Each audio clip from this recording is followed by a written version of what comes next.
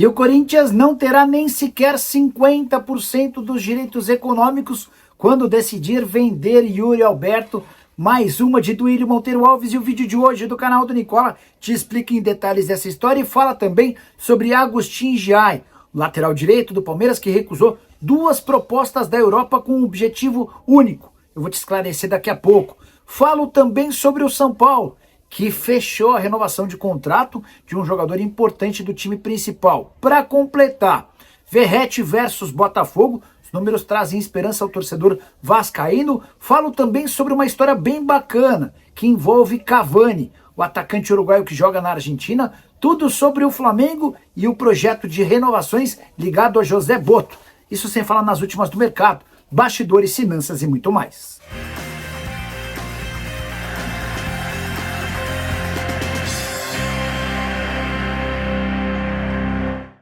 Fala aí pessoal, sou Jorge Nicola, bem-vindos a mais um vídeo do canal, sempre bom ter vocês por aqui. Sem perder tempo, pedir para deixar like, se inscrever no canal e ativar as notificações. Antes do giro de notícias, só lembrar que é o terceiro vídeo dessa quinta-feira, tudo para que você fique por dentro de absolutamente tudo que tá rolando no mundo da bola, beleza? Bora registrar a primeira informação que envolve a final da Sul-Americana com um novo palco. O jogo inicialmente marcado para Santa Cruz de la Sierra, na Bolívia. Não vai mais acontecer por lá. A aprovação, não ocorreu a aprovação do estádio e a Conmebol decidiu manter o palco da final da temporada passada. Dessa maneira, a decisão acontecerá em Assunção, no Paraguai. Já Renato Paiva, recém-demitido pelo Fortaleza, foi alvo de uma proposta do Al Ahly do Egito, mas, assim como fez o Abel Ferreira 10 dias atrás, o Renato Paiva também disse não à oferta africana.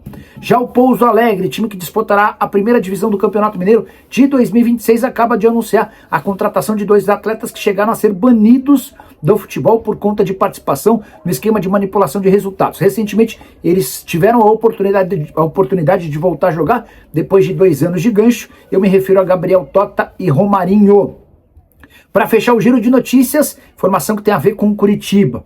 O grupo que é dono do Independente Del Valle do Equador negocia a compra da SAF do Coxa, de acordo com o jornalista Rogério Scarione. Esse grupo é liderado por um bilionário chamado Michel Deller, que já comanda times no Equador, na Espanha e na Colômbia. Hora de falar sobre o Flamengo. José Botto, depois de alguns dias de descanso em Portugal, desembarca nessa sexta-feira no Rio de Janeiro. Vale a lembrança de que o Botto, contratado no início da temporada por BAP, presidente do Fla, e para ser o homem forte do futebol, ainda não havia conseguido voltar para Portugal para ficar um pouco mais perto da família, e ele aproveitou essa data FIFA para esses dias de descanso, até porque a janela de transferências no Brasil já havia terminado e o Flamengo não jogou durante esse período. Nessa sexta-feira, no retorno ao Rio de Janeiro, o Botto volta com 2 missões. As renovações de contrato do técnico Felipe Luiz, cujo vínculo se encerra em 31 de dezembro desse ano, e a renovação de contrato de Arrascaeta, cujo contrato vai até dezembro de 2026. Queria registrar para vocês que o Felipe Luiz já tem uma proposta em mãos do Flamengo desde antes da Copa do Mundo de Clubes.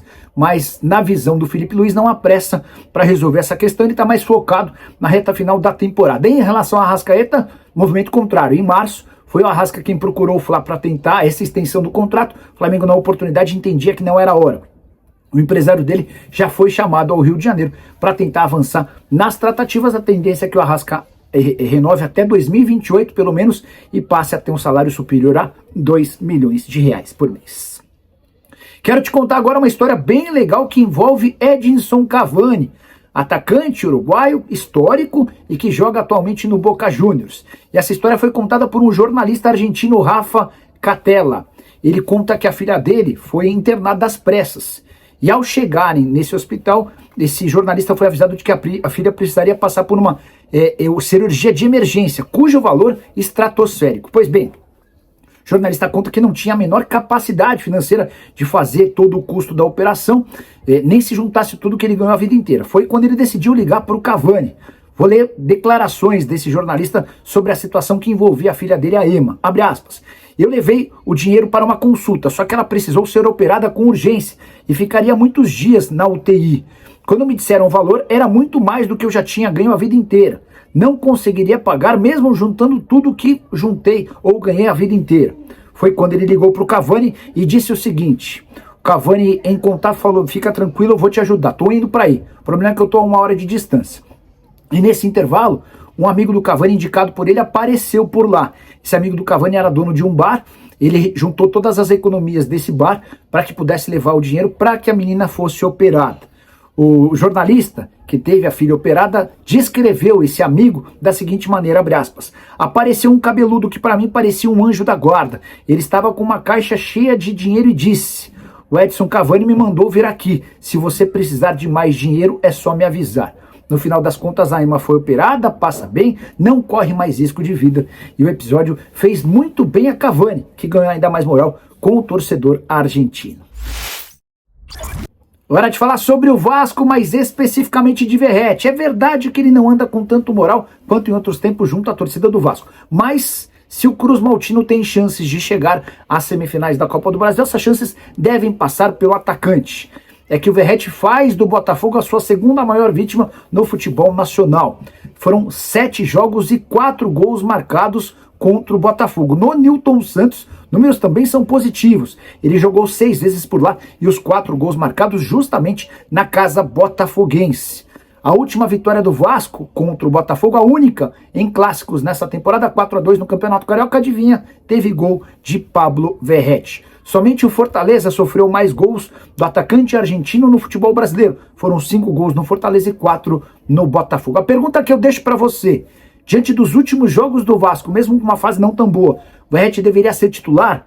Ou esse histórico extremamente positivo não serve de alento e ele merece começar no banco de reservas? Se você é técnico do Vasco, como é que você age nessa situação? Use o espaço para comentário e registre a sua opinião, beleza? Quero falar agora sobre Agustin Giai. Lateral direito do Palmeiras foi alvo de 2 propostas tentadoras. Uma do Milan, outra do Zenit. Vale a lembrança de que o Palmeiras o havia comprado por 41 milhões de reais. Recentemente, o Milan ofereceu 15 milhões de euros, que equivalem a mais de 90 milhões de reais. O Palmeiras, antes mesmo de tomar a decisão, já foi avisado pelo Giai de que não estava disposto a fazer negócio. O Giai colocou uma coisa na cabeça: ele quer jogar pela seleção argentina e entende que suas chances aumentam se ele continuar em boa fase no Palmeiras. Na avaliação do Giai, até pelo confronto contra o River Plate, marcado para a próxima quarta-feira, jogo de ida das quartas de final da Libertadores, boas apresentações contra o time argentino e provavelmente aos olhos do treinador da seleção argentina podem aproximar o jogador de apenas 21 anos de idade da realização do seu sonho. Jair contou que sonhou em ser convocado e por trás desse sonho tem também a vontade de estar na Copa do Mundo do ano que vem. Vale a lembrança de que a seleção argentina se classificou em primeiro nas eliminatórias para a Copa com 10 pontos de vantagem em relação à seleção brasileira. Já viveu muitas dificuldades no Palmeiras, especialmente na sua adaptação ao país. Depois virou titular absoluto a ponto de o Verdão liberar Marcos Rocha e Mike. Nesse momento disputa a posição com o Kelvin. Só para completar em relação ao Palmeiras, registrar que o Verdão encaminhou a renovação do contrato do zagueiro Robson, capitão do time sub-20. Novo contrato deve ser estendido até 2030. Ah, tem mais uma informação legal para o palmeirense. Vai haver um novo lote de ingressos para o jogo contra o River Plate. Partida marcada para a próxima quarta-feira e esse lote deve ser vendido ainda nessa semana. Quero falar agora sobre o São Paulo. O tricolor estendeu o contrato de Rian Francisco. Centroavante, que acabou se contundindo, lesão séria no joelho, tinha praticamente tudo encaminhado para a extensão do acordo com direito ao aumento salarial. São Paulo deixou só esse tempo passar para que as primeiras semanas de recuperação em relação à contusão fossem estabelecidas e manteve exatamente as mesmas condições acertadas lá no mês de julho. Dessa maneira, dá para dizer que o Rian Francisco, que tinha contrato até 30 de novembro de 2028, teve seu vínculo estendido até dezembro de 2029. Jogador que se contundiu num treino no centro de treinamento em 15 de julho. Ele passou no dia 30 do mesmo mês por uma cirurgia para correção do ligamento cruzado anterior do joelho esquerdo, além de uma leve lesão no menisco. A expectativa de volta é para o início do ano de 2026. Só para completar, registrar que André Silva também não joga mais nesse ano e o Caleri, no melhor dos cenários, pode ficar à disposição entre os meses de novembro e dezembro. A saideira sobre o São Paulo: Rigoni foi apresentado nessa quinta-feira e vestirá a camisa 77. Quero falar agora sobre o Corinthians, que perdeu mais uma fatia dos direitos econômicos em cima de Yuri Alberto. Bora te explicar essa história. Quando o Yuri é contratado, você lembra, Corinthians fica com 50% dos direitos econômicos, os outros 50% seguem com o Zenit. clube que detinha os direitos econômicos dos jogadores, certo? Beleza? Mas uma outra descoberta envolvendo o ex-presidente do Duílio Monteiro Alves diminui a possibilidade de faturamento do Corinthians, no caso específico do Yuri Alberto. Timão não terá 50%, mas um valor inferior a esse, tudo porque o Duílio Monteiro Alves combinou com o André Cury que vai repassar 10% da parte a que o Timão tem direito para o empresário, caso ele traga a proposta. Então vamos imaginar que em 6 meses o Yuri Alberto vai jogar na Roma, como aconteceu recentemente uma proposta. E essa oferta foi trazida pelo André Cury, que é o representante do jogador. O Corinthians ficaria, vamos imaginar que o valor da negociação seja de 100 milhões de reais, é só um valor de exemplo, tá? Até porque para negociá-lo, certamente o Corinthians vai exigir cifras maiores. Mas só a título de esclarecimento. Proposta de 100 milhões de reais, o Corinthians tem 50% dos direitos econômicos, ou seja, fica com 50 milhões de reais. Em cima dos seus 50 milhões, o Corinthians desconta 10% e repassa para o André Cury, sobrariam, em vez de 50, 45 milhões de reais. Duílio Monteiro Alves foi perguntado sobre o porquê de ter cedido esses 10%. Ele falou que quando se contrata um jogador grande, do tamanho do Yuri Alberto, há necessidade de fazer concessões. É só importante lembrar que o Corinthians, na oportunidade, já havia feito todas as concessões do mundo ao Zenit, cedendo 5 jogadores diferentes. Um desses atletas, o Pedro, que recentemente foi alvo de uma proposta do Al Ittihad da Arábia Saudita no valor de 35 milhões de euros.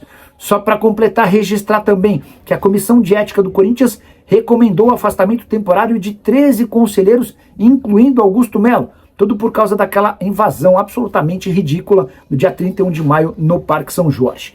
A ideia e a recomendação é de uma suspensão por 60 dias até a conclusão do processo dessa invasão. E você, o que pensa sobre tudo que eu contei, não esquece de deixar like, de se inscrever no canal. A gente volta assim que surgir notícia.